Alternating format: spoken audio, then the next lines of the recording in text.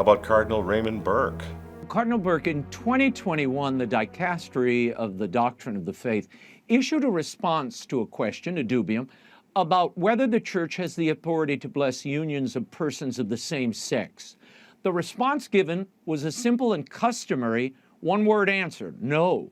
Now, according to this October 2nd answer to your formal question, Pope Francis reportedly says, we'll put it on the screen, we cannot be judges who only deny, push back, and exclude. Pastoral prudence must adequately discern whether there are forms of blessing requested by one or more persons that do not transmit a mistaken conception of marriage. Your Eminence, though he says the bishops' conferences should not establish this as a rule, he is saying it should be left up to pastors.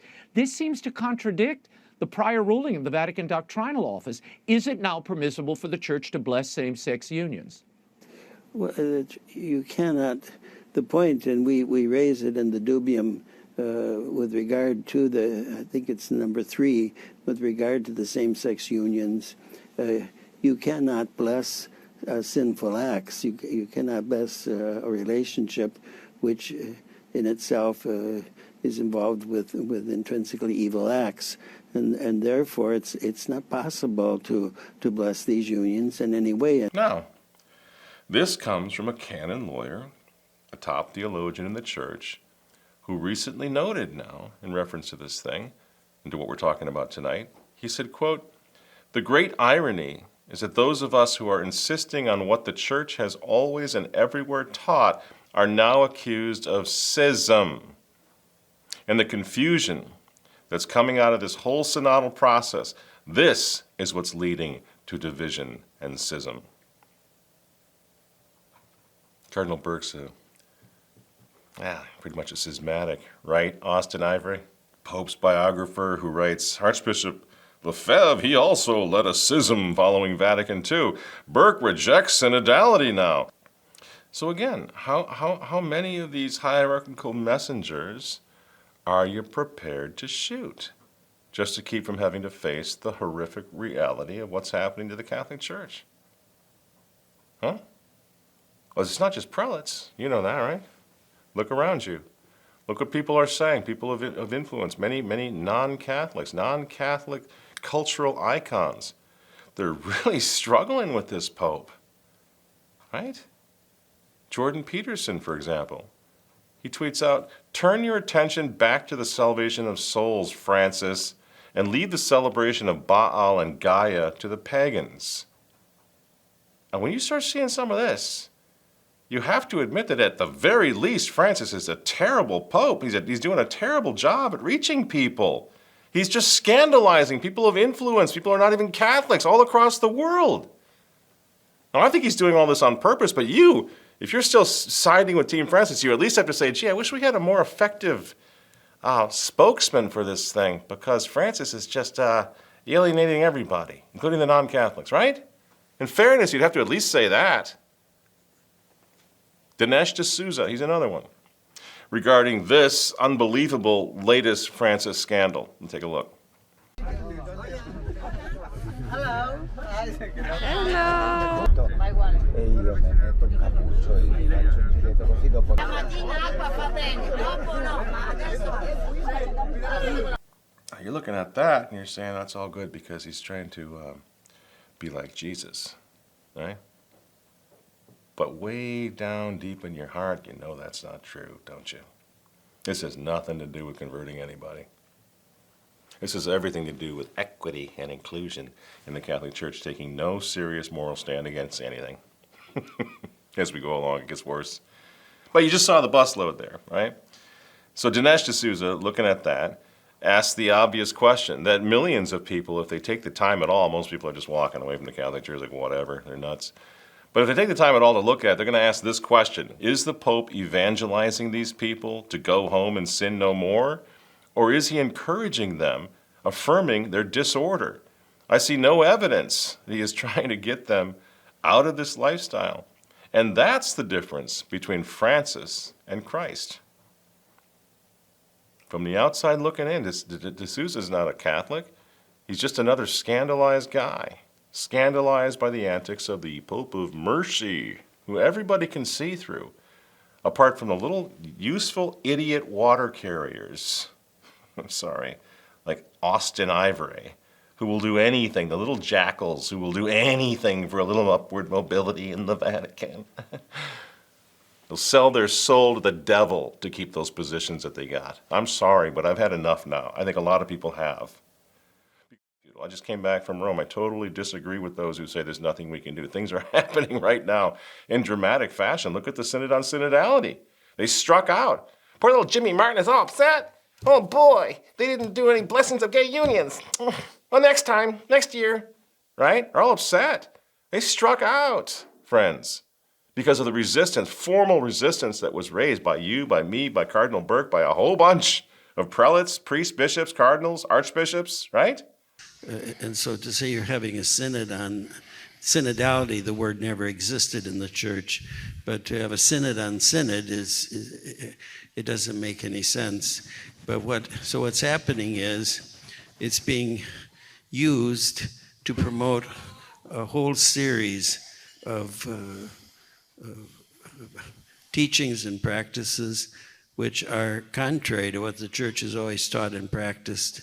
And so it's extremely dangerous. It would be a miracle if some good comes out of this. Even in his own country, Argentina, populists are gaining ground, even winning the national elections now, campaigning against our socialist Pope Francis by name. So I would think you're a Catholic. You said you're just defending really the Catholic life principle. The Pope, the current Pope, is from Argentina. I would think he would support you. He has instead criticized you, and you've called him a communist. Why the disconnect?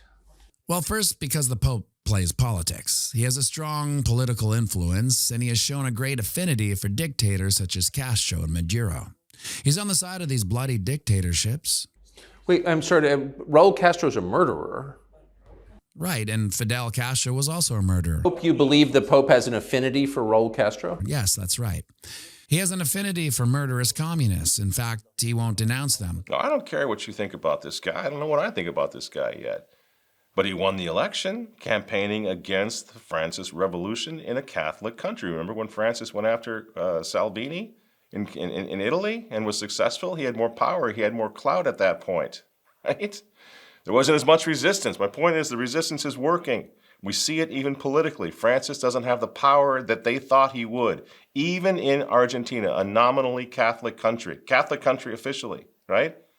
Francis could not pull it off. So, Argentina, Pope Francis's home country, went to the polls on Sunday in an effort to elect a new president.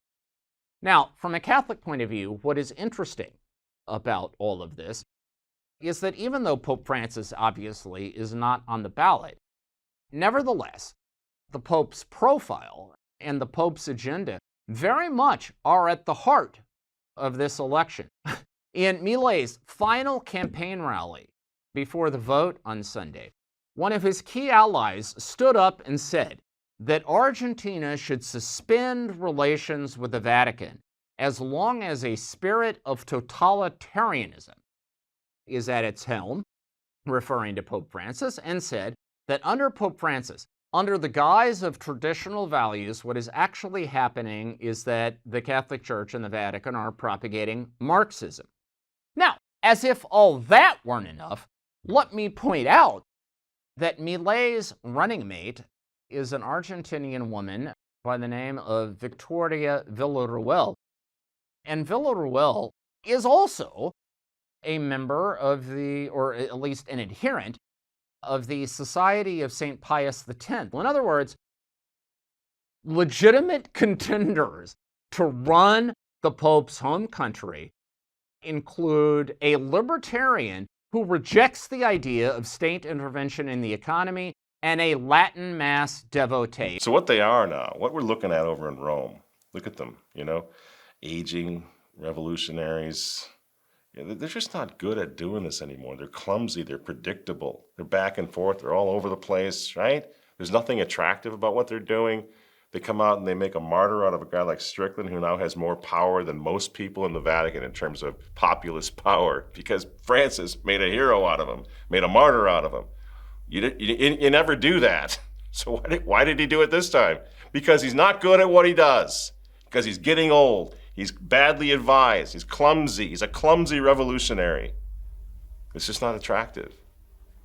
But all the more so, it's our job to stand up and put these guys on notice. We kept the faith. We're going to keep the faith. We're not leaving the church. We're not going anywhere. We're going to continue to resist you to the face until the day we die. And there's more and more of us coming to joining this movement every day. You know, all that is necessary, whoever it was, Burke or Pius XII or whoever famously said it first, all that is necessary for evil to triumph is for good men to do nothing. So, good men, let us do something.